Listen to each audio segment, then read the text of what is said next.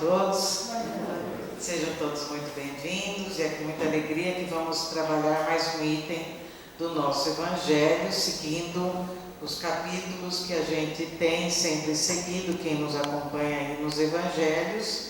Hoje nós vamos falar sobre o capítulo 21, haverá falsos cristos e falsos profetas, e o item é o 6 e o 7, não acrediteis em todos os espíritos. Muito bem, então, no texto do Evangelho, ele vai tratar assim: meus bem-amados, não acrediteis em todos os espíritos, mas provai se os espíritos são de Deus. Porque muitos falsos profetas se têm levantado no mundo. Então está realmente no item 6 do Evangelho segundo o Espiritismo. Então, o que é que o Kardec quer falar para a gente? Não acrediteis em todos os espíritos. Por quê? Porque os espíritos se comunicam de várias formas. Então, de repente, a gente tem algum amigo que é médium, e esse amigo fala: olha, o meu mentor está falando isso para você. E de repente a gente acredita.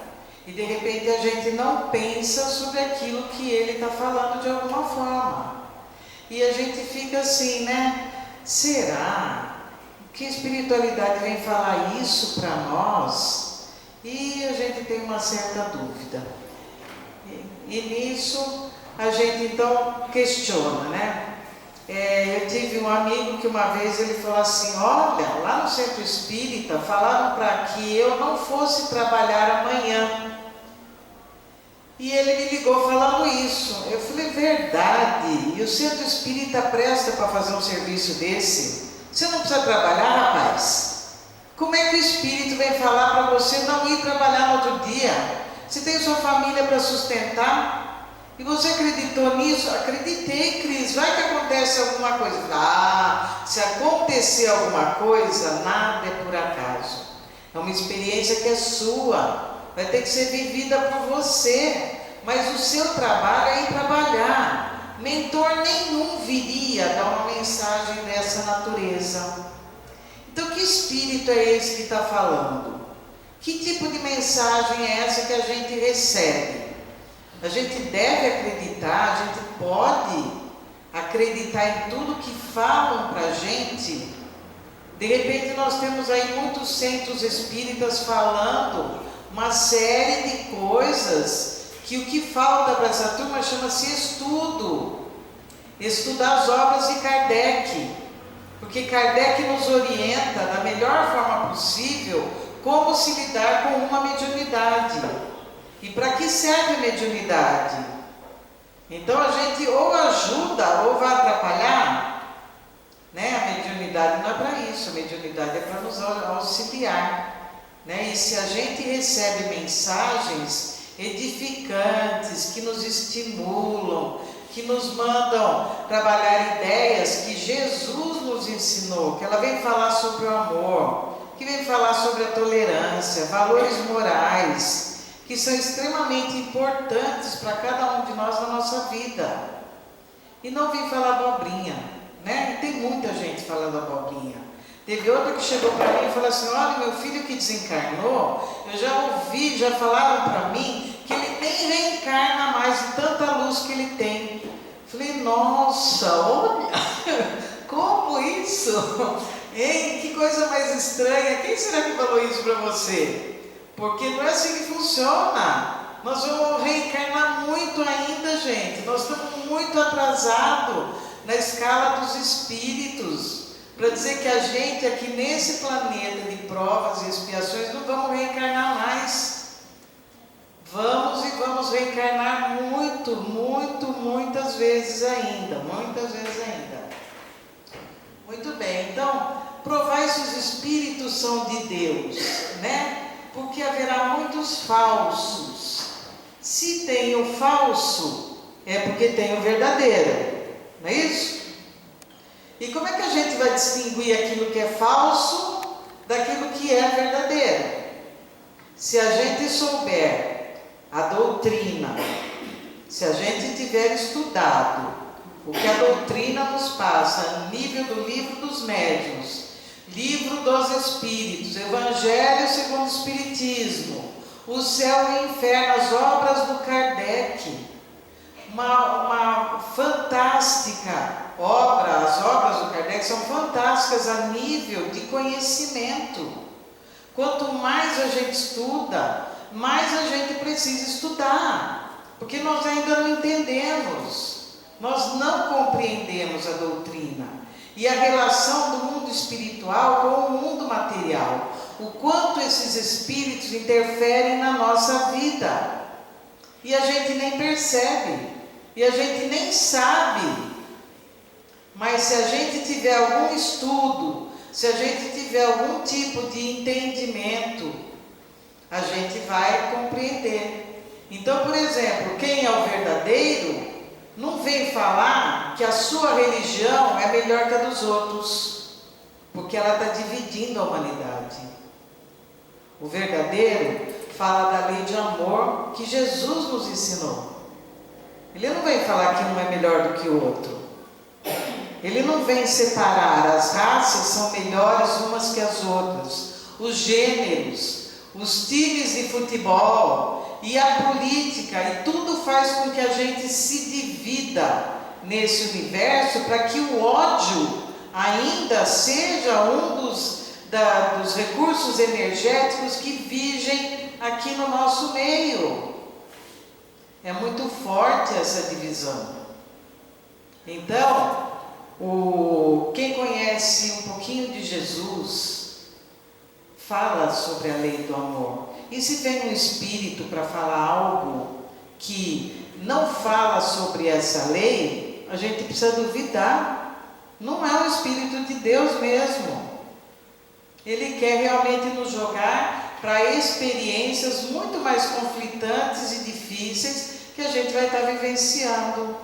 Por isso que quanto mais a gente aprender, quanto mais a gente entender, quanto mais sabedoria tivermos para lidarmos no nosso dia a dia, aí sim a gente vai saber distinguir uma coisa de outra e saber compreender melhor como é esse falso profeta. Muito bem, então já que a gente vai falar de falso profeta, tem aqui um grande falso profeta. Quem acompanhou o caso dele, João de Deus, ele era um médium que atuou mais de 60 anos, desde 1956 ele atuou, e estima-se que ele atendeu de 9 a 11 milhões de pessoas ao longo da sua vida. Ele ficou muito famoso quando ele atendeu uma americana, que ele curou também de câncer, Oprah Winfrey, se eu não me engano o nome dela.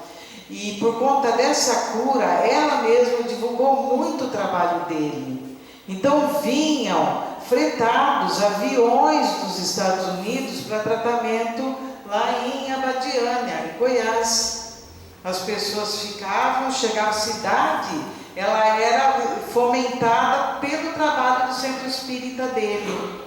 Ele fez muitas curas, atendeu muitas pessoas. Começou trabalhando muito bem a sua mediunidade, era uma mediunidade maravilhosa, mas os valores éticos e morais do médium não têm a ver com a sua mediunidade.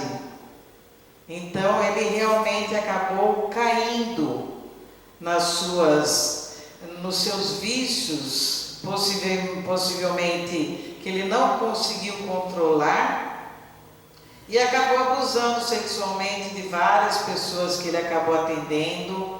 Ele teve vários processos, foi condenado a 300 anos, está cumprindo pena hoje, está na cadeia. Realmente não se ouve mais falar dele, mas ele mancha a história do espiritismo pela sua conduta moral.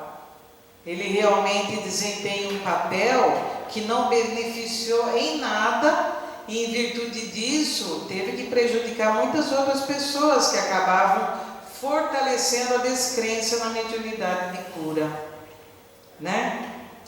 Infelizmente ele teve. Então em 2018 ele foi preso, condenado, e por abuso sexual e outras dezenas de vítimas que ele teve, né? O caso levantou questionamento sobre a fé, o poder e a responsabilidade dos médiuns. Então, o médium tem uma responsabilidade muito grande pelo nome que ele carrega, pelas atitudes que ele faz, por tudo aquilo que ele é e testemunha ser. E infelizmente João de Deus acabou dando esse transtorno aí para a mediunidade, que muitas pessoas então ficaram descrentes daquilo que ele fazia. Muito bem. Ele não teve a comprovação médica, mas ele teve muitos casos de cura. Então esse é um falso profeta. Esse é aquele que a gente realmente não pode se orgulhar de estar falando a nível da doutrina espírita. E agora nós vamos falar de José Pedro de Freitas. Se alguém já ouviu falar dele, Zé Arigó. Grande médium que também passou aqui pelo nosso Brasil, né? Ele foi ativo de 1921 a 1971 e foi conhecido por realizar cirurgias espirituais incorporando o espírito do Dr. Fritz. Dr. Fritz foi um médico alemão da Primeira Guerra Mundial que começa a assediá-lo espiritualmente, falando que ele precisava desempenhar o seu papel, cumprir a sua missão. E o Dr. Fritz falava e ele não entendia muito bem. E uma certa ocasião ele estava com um deputado em um hotel e esse deputado tinha um câncer e sabia do câncer dele. E Zé Arigó simplesmente à noite vai até o quarto do deputado, opera, faz uma cirurgia, retira esse tumor e nem se deu conta que ele tinha feito tal cirurgia. No outro dia, esse deputado vai até o quarto dele e ele estava todo sangrando aqui. E Zé pergunta: o que aconteceu? Ele falou: mas você não lembra, Zé? Você não lembra o que você fez? Não, não lembro. E ele verdadeiramente não lembrava. Mas ele tinha realizado a cirurgia, retirado o tumor. Esse deputado voltou a fazer seus exames e a hora que ele fez a radiografia, fez lá o exame e o médico falou assim: ó, eu não sei explicar para você o que aconteceu, mas o negócio sumiu. Seu tumor não tem mais nada aqui. E em virtude disso, ele publica no jornal que tinha sido curado por Zé Arigó. E começou então a romaria de pessoas na casa de Zé Arigó.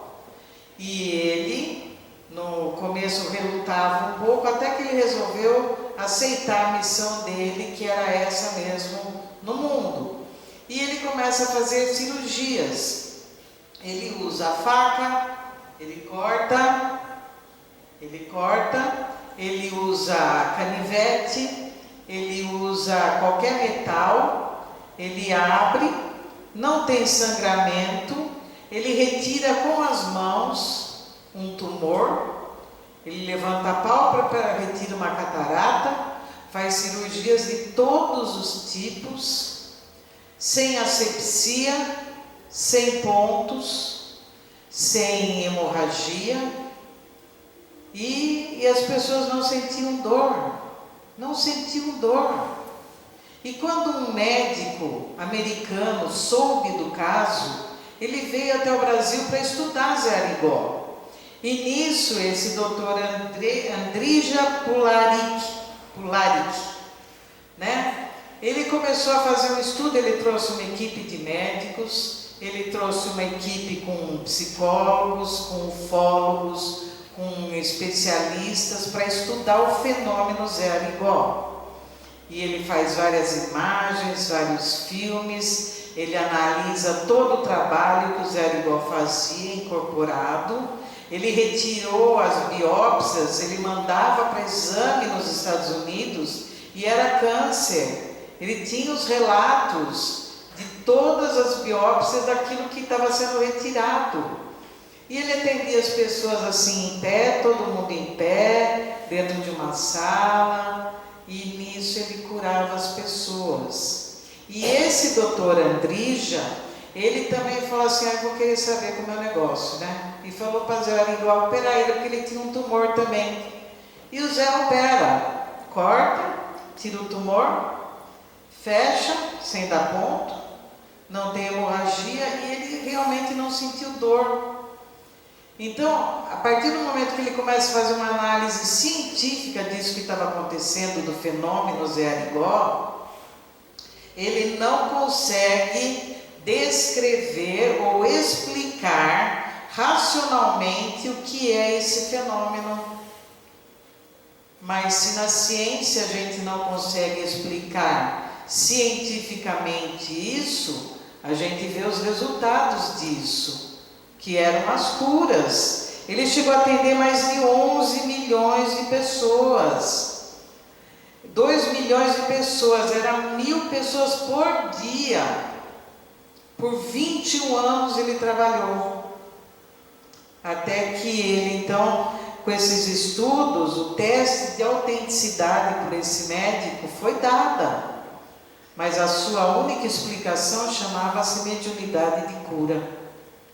Porque não tinha outro tipo de explicação. Então, Zé Arigó foi um dos fenômenos mais intensos dos trabalhos dos profetas, vamos dizer, né? Que ele foi um grande profeta, ele veio, ele ajudou, ele nunca cobrou um centavo por todo o atendimento que ele fazia. Ele trabalhou gratuitamente em todos os anos da vida dele, né?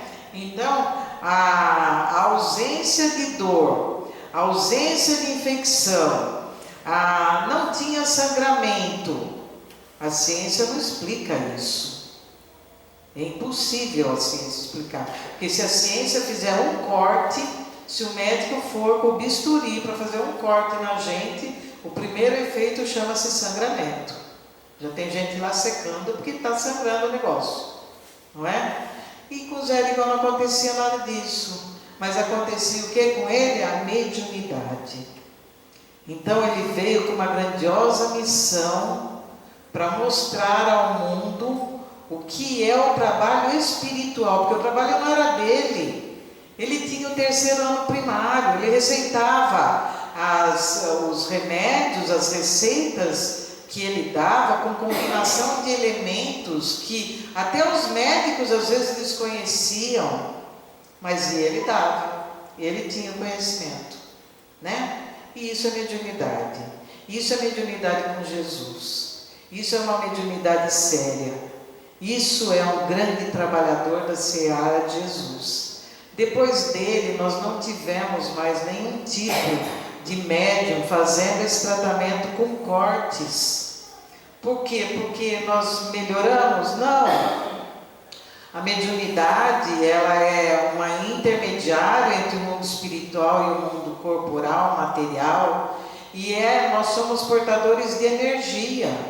O passe, os trabalhos de cura são energias que são irradiadas, e aonde a gente precisa, ela vai ser funcional, ela vai num local de cura, ela vai num desequilíbrio, ela vai regularizar os chakras, ela vai nos equilibrar energeticamente, né? Não precisa cortar. Então, por que na época do Zé Arigó precisava cortar? Porque era uma forma das pessoas acreditarem também, né? Então as pessoas passaram a acreditar nisso tudo. Então, esse é o nosso grande mestre Zé Arigó. Como nós temos o falso profeta, João de Deus, nós temos o bom profeta, que foi o Zé Arigó.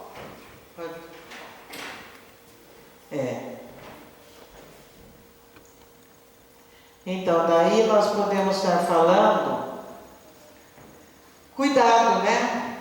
Com os espíritos. Nem todo espírito é bom, evoluído ou fala a verdade. Por quê? Porque desencarnou, do jeito que a gente desencarna ou morre, nós entramos no mundo espiritual da mesma maneira. Se a gente saiu daqui no primeiro ano, nós entramos no mundo espiritual no primeiro ano. Nós não vamos estar ricos de sabedoria adentrando o mundo espiritual, muito pelo contrário. Se a gente é maldoso, nós entramos lá maldosos. Se a gente é uma pessoa infeliz, nós chegamos lá infelizes. Se nada que está bom, a gente reclama de tudo da vida, nós entramos lá reclamando também da vida. Não tem o que fazer. Nós só vamos mudar através de uma próxima reencarnação, onde a gente tem novamente a oportunidade de aprendizado, de evolução, e daí a gente sair melhorzinho de cada jornada reencarnatória. Mas senão a gente sai daqui do jeitinho que a gente é. Nós só perdemos a matéria. Só perdemos a matéria. O corpo espiritual leva todos os valores, virtudes, sabedoria, e nossos defeitos, imperfeições, vícios vão estar sempre com a gente. Vai estar lá, né? Então, só porque ele desencarnou, ele é evoluído ou fala a verdade? Não. Vamos ter muita atenção na comunicação com os espíritos. Nós vamos conhecer o quê? Pela moral. Pelos frutos se conhece a árvore. Como é a moral dessa pessoa que está falando comigo? Então vocês frequentam determinada instituição espírita, vai saber quem é que está falando. O que essa pessoa faz na vida? Então, se a gente pegar referências de médiuns, a gente vamos voltar lá no Zé Arigó. O cara só fez o bem, só trabalhou na caridade. Ele foi processado, esqueci de falar isso, ele foi processado. Ele foi condenado por prática ilegal da medicina. Ele foi preso. Ele ficou preso, daí ele começou a curar os presos e começou a curar a família dos policiais, do delegado. Ele começou a atender todo mundo, daí a romaria era na delegacia. Daí ele vai curar a filha de Juscelino Kubitschek, presidente na época. E como ele curou a filha do Juscelino de um câncer, ele recebeu o induto de Juscelino Kubitschek, daí ele sai da cadeia. Então, esse a gente olha o fruto, olha o que essa pessoa fez na vida dela. Você vai duvidar? Não pode duvidar, porque ele deu muito testemunho do que foi de bom. Então, pelo fruto se conhece a árvore, pela linguagem. Como é que os espíritos falam? Os espíritos sábios falam com simplicidade. Não tem um linguajar rebuscado, porque não precisa, ele precisa ser objetivo, claro, para que cada um entenda o que está sendo falado. Então não tem uma linguagem rebuscada, né? E pela razão, a gente vai analisar a mensagem. Olha, eu recebi essa mensagem. Tem um monte de gente fazendo psicografia pela internet, viu, gente? Leia a mensagem. Não fala nada com nada. Ah, eu estou aqui no mundo espiritual, estou bem. Continuem rezando para mim, eu amo a minha família. Não traz um detalhe. Um detalhe. E estão vendendo isso pela internet. A gente paga. Cuidado com os falsos profetas, porque daí a gente não alimenta que esse mundo de falsos vá para frente. Por que eles vão para frente? Porque alguém acredita. Olha a importância da gente estudar e saber com quem que a gente está lidando. Então, desconfie, viu? Desconfie. Compare, analise, aceite só o que for racional. Isso faz sentido. Ah, então tá bom. Então agora isso faz sentido. Daí a gente vai tocar para frente. Muito bem. Então o médium é apenas um canal. Sem o mundo espiritual, ninguém consegue trabalhar. Dr. Fritz, se não tivesse com o Zé Arigó, ele não faria nada. Então ele só foi um instrumento do mundo espiritual para que a ação acontecesse no mundo material. Então nem todo espírito que se manifesta é puro ou evoluído. Use a razão, a moral e a análise para discernir a verdade nas mensagens recebidas. Muito bem. Então agora nós vamos falar da ordem dos espíritos. Esse é o nosso livro dos Espíritos.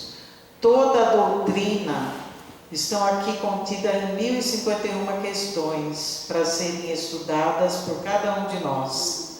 As questões de 100 a 113 vão falar exatamente sobre a ordem dos espíritos que Kardec codifica, né? Então, primeiro os maiores em perfeição moral, espíritos puros, os que já atingiram a perfeição. Os bons, predomina a vontade de fazer o bem. Os espíritos imperfeitos, predomina a ignorância, o egoísmo e as paixões ruins. Daí nós temos as subdivisões dos espíritos imperfeitos. Os pseudo-sábios, que sabem muito mais, usam o conhecimento para o mal. Os neutros, que não são nem bons nem maus, são os indecisos. Os impuros, aqueles que gostam ainda de fazer o mal. Os levianos, aqueles que são os zombeteiros, que fazem barulho, arruaça, acendem luz, desliga a televisão e assim vai.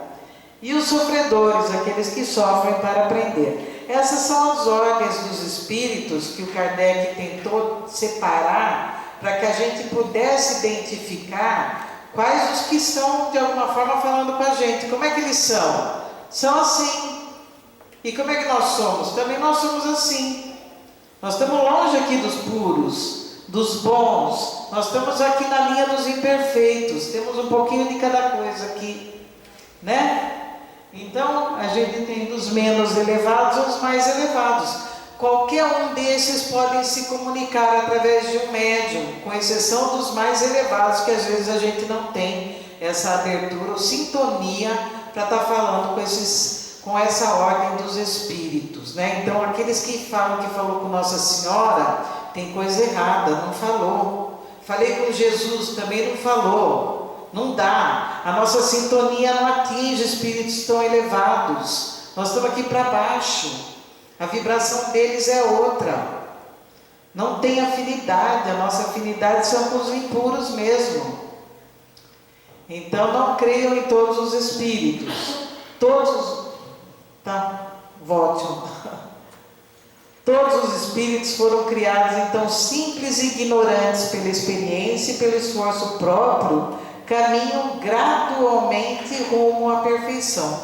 Todos nós somos criados da mesma forma, simples e ignorantes, e caminhamos rumo a esse processo evolutivo nosso, que um dia chegaremos à perfeição. Chico Xavier também é um bom profeta, que dá gosto de falar dele, né? Escreveu mais de 400 obras, 92 anos de mediunato, escrevendo, atendendo pessoas, praticando a caridade. De todos os livros que ele escreveu, ele não ficou com um centavo, porque os livros eram dos espíritos, ele era simplesmente um instrumento. Toda a sua obra foi revertida, os valores, para instituições de caridade. Tudo foi doado. Ele viveu da aposentadoria dele, vivia do trabalho dele, numa casa simples, com a simplicidade da vida que Deus lhe deu e que ele manteve até o final. Não aceitava nenhum tipo de presentes, de propinas ou de coisas parecidas, né?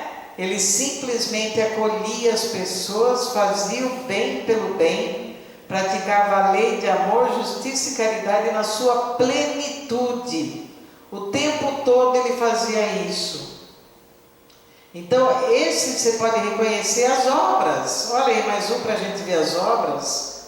Você vai duvidar desse espírito? Não, porque as suas obras foram magníficas. Né? Qual foi o seu legado, um ensinamento que hoje cientistas pegam para ler e estudar? Um dos livros dele, por exemplo, chamado Evolução em Dois Mundos, que é um livro extremamente científico para quem tinha o 4º ano primário. Os cientistas estão estudando isso hoje. Tem um dicionário só para estudar esse livro. Dicionário de Evolução em Dois Mundos, podem pesquisar.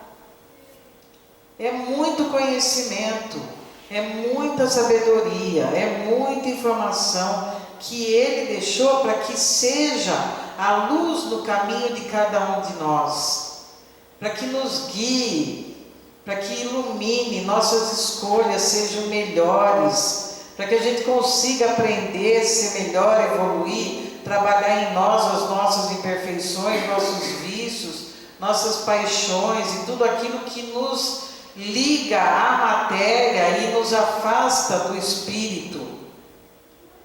Quanto mais materialista nós estamos, mais afastados nós estamos da lei de amor e do espírito eterno que somos. Né? E daí a gente pegou algumas falas do Chico, né? Que são lindas. E guardemos a certeza pelas próprias dificuldades já superadas, que não há mal que dure para sempre. Então na cabeceira da caminha dele tinha uma placa assim: isso também passa. Então quando ele estava feliz, ele olhava para a plaquinha, né? Isso também passa. Quando ele estava muito triste, ele também olhava para a plaquinha, e isso também passa. O Chico também foi perseguido pela igreja, foi perseguido, recebeu um processo, porque ele tinha um livro chamado Parnaso de Além Túmulo, onde ele faz uma psicografia de um poeta da época, chamado Humberto de Campos. E daí esse livro, ele tinha vários poetas que escreveram nesse livro, e ele psicografou muitas poesias desses desencarnados, desses espíritos. E quando a família de Humberto de Campos soube que ele estava psicografando as obras de Humberto de Campos, foi lá para querer mover um processo contra o Chico, para querer receber o dinheiro da venda dos livros. E daí então o Chico teve que mudar. Ele foi processado, ele teve que mudar, ele não assinava mais Humberto de Campos, daí ele passou a assinar Irmão X, para que os direitos autorais da família não fossem novamente para julgamento. Então todos esses médiuns também tiveram uma série de dificuldades aí para lidar com o nosso mundo material, para lidar com a experiência, para lidar com o ser humano e com toda essa dificuldade. E ele, as cartas consoladoras que o Chico recebia, ele trazia todos os detalhes do desencarne, os detalhes da família, os detalhes da pessoa, apelidos. Então era muita coisa que você olhava aquela carta, você tinha certeza que era daquele seu ente querido, não tinha como duvidar, porque ele não tinha essa gama de informações. Então a mediunidade dele foi uma mediunidade excepcional, extraordinária, foi um grande profeta aqui para a nossa jornada aqui, que até hoje, Márcia começou lendo o livro dele, mensagens dele, os livros dele são fabulosos, nós não podemos perder a oportunidade de estudá-los também. Muito bem. Outra frase dele, né? Quando alguém lhe ofender, não responda da mesma forma. Apenas sinta a compaixão daquele que precisa humilhar, ofender e magoar para sentir-se forte. Olha que fala. Como a gente se sente quando a gente vê uma mensagem dessa, né? Como isso toca a nossa alma. Quer dizer, se você, quando alguém te ofender, isso a gente recebe todos os dias? Ou dia sim, dia não? Ou como é? Né? Aqui é só espírito de luz, ninguém ofende, né, Ruth? Está tudo certo, né, Ruth? Né? Então, se alguém me ofender, como é que eu reajo? Né? Vou devolver na mesma moeda? Vou falar na mesma intensidade? Vou descartar ou descarregar o mesmo ódio? Não, olha isso. Se alguém me ofender, não responda da mesma forma. Apenas sinta compaixão pelo outro. Olha. Isso a gente tem que trabalhar muito isso em nós, para que a gente reaja uma experiência da vida assim. Alguém me ofende e eu sinto compaixão por aquele que está me ofendendo, né? É uma lição e tanto aí para a nossa vida, né? Embora ninguém possa voltar atrás e fazer um novo começo, qualquer um pode começar agora e fazer um novo fim. Essa é sensacional. o que aconteceu da nossa vida, o que cada um de nós experimentou, o que cada um de nós sentiu, viveu, atravessou, superou, o que cada um de nós realmente chorou, machucou, doeu, porque as experiências humanas provocam isso na gente. Então a gente não pode voltar atrás a um pai violento, a uma mãe violenta, uma mãe que abandonou, um pai que abusou. Quantas experiências humanas são terríveis para cada um de nós, mas está dentro daquilo que a gente precisa aprender, e está dentro daquilo que a gente pode fazer um novo começo, porque não adianta ficar falando só daquilo, e por conta daquilo eu não consegui viver daqui para frente. Então não, a gente pode fazer um novo começo cada vez que eu resolvo fazer uma nova escolha, e mudar algo dentro de mim para que realmente algo também mude, e que a gente possa realmente trabalhar isso da melhor forma possível dentro de cada um de nós.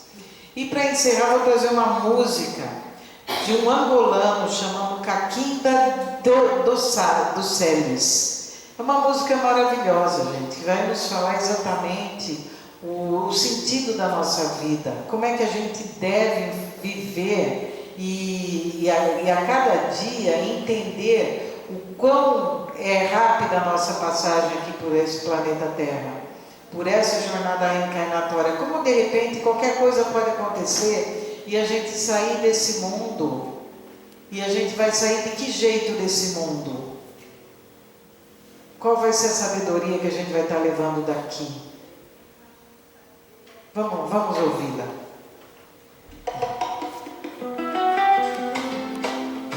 A vida é uma casa alugada.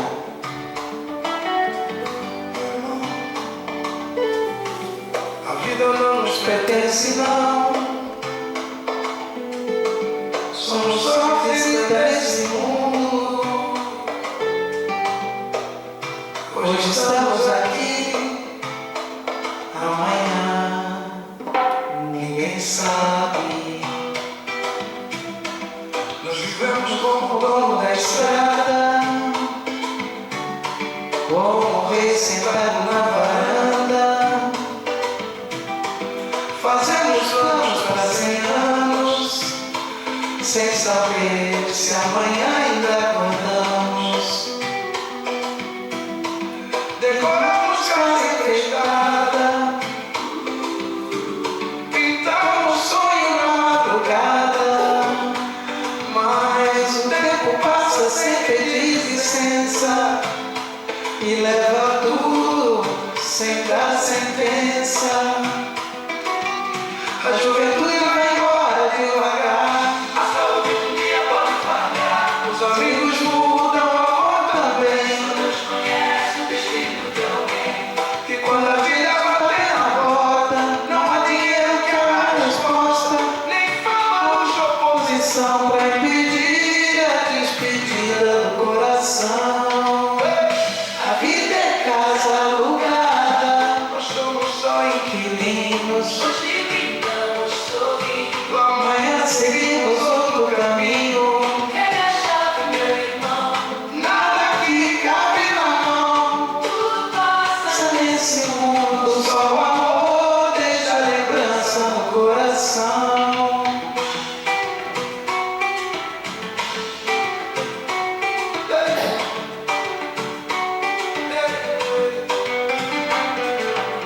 Tanta luta sem necessidade, tanta guerra por vaidade, perseguimos aquilo que não levamos, esquecemos de quem mais amamos, consertamos baixas horas do destino, sem saber o próximo caminho. Queremos controlar o impossível, quando amanhã é invisível. Pensa bem, meu irmão, a qualquer hora pode ser despedido. Por isso abraça quem te quer bem, porque ninguém sabe o dia que vem. Quando chegar o momento da partida, quem vai lembrar da tua vida?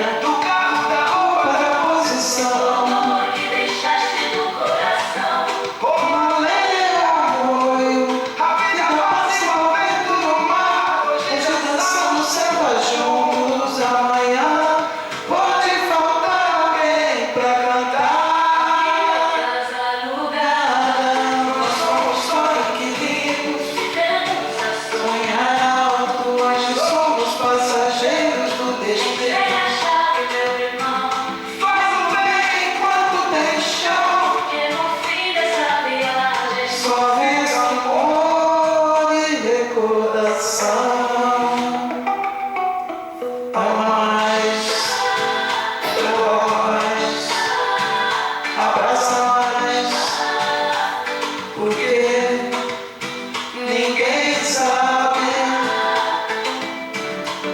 quando o dono da vida vai pedir a casa de volta.